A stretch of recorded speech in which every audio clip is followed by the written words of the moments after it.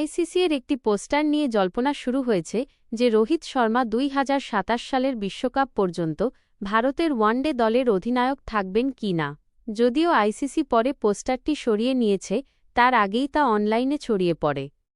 আইসিসির পোস্টারে যা দেখা গেছে, সম্প্রতি আইসিসি ভারত এবং ইংল্যান্ডের আসন্ন ওয়ানডে এবং টি-20 সিরিজের জন্য একটি পোস্টার প্রকাশ করেছিল। সেই পোস্টারে ইংল্যান্ডের ক্রিকেটার হ্যারি ব্রুকের সঙ্গে রোহিত শর্মার ছবি দেখা গিয়েছিল।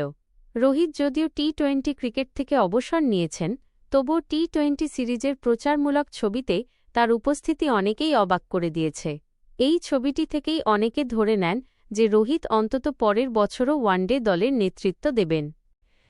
রোহিত শর্মার অবসর এবং ভবিষ্যতের জল্পনা। রোহিত শর্মা সম্প্রতি টেস্ট ক্রিকেট থেকে অবসর নিয়েছেন এবং এর 6 মাস আগেই টি-20 বিশ্বকাপ জেতার পর সংক্ষিপ্ত ফরম্যাট থেকে বিদায় নিয়েছেন।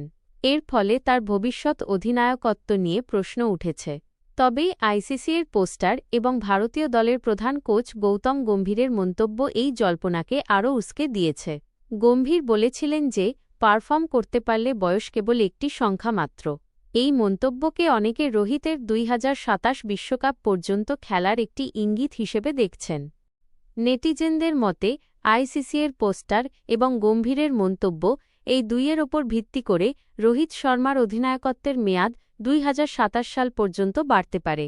তবে এর জন্য তাকে ফিট থাকতে হবে এবং ইংল্যান্ডের বিরুদ্ধে আসন্ন ওয়ানডে সিরিজে ভালো পারফর্ম করতে হবে। অনেকেই মনে করছেন এই সিরিজটি রোহিতের জন্য 2027 বিশ্বকাপের প্রস্তুতির একটি গুরুত্বপূর্ণ মঞ্চ হতে পারে।